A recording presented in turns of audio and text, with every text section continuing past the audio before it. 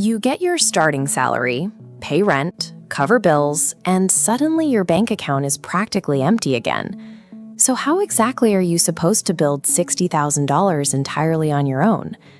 The obvious answer is to wait. You tell yourself you will start saving later, once you secure a promotion or a massive salary bump. But waiting for the perfect income ignores your single greatest advantage. In your 20s, your most valuable asset is time. Every year spent waiting is a year of compound growth you can never buy back. Building that $60,000 doesn't require a massive initial deposit. It requires you to build a reliable mechanical system. Reaching long-term financial freedom in your 20s is an engineering problem. You just have to build the machine. Letting your money sit in a standard bank account won't build long-term wealth. You have to actively move those dollars into productive assets that generate returns. Start by setting up an automatic transfer. Moving a manageable amount, like $100, the exact day you get paid, works significantly better than stressing over an impossibly high monthly savings goal. By automating this transfer, you remove willpower. The money moves before you can spend it. To run this system, you must understand the software of money.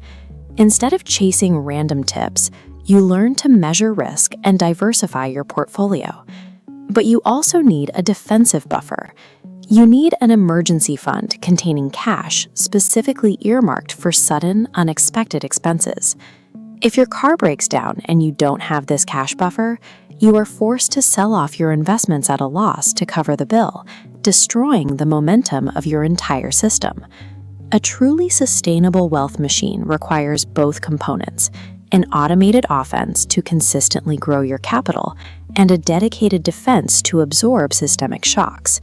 You can only cut your expenses so much before you hit a wall. To truly scale this system, you have to intentionally increase your earning power. In your 20s, your ability to earn is your most powerful tool. Developing high-value skills like data analysis or sales immediately increases the volume of raw fuel entering your pipeline.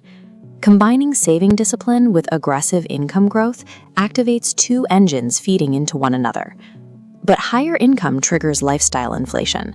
If you finance a new car or rent a luxury apartment right after a raise, your new expenses absorb everything.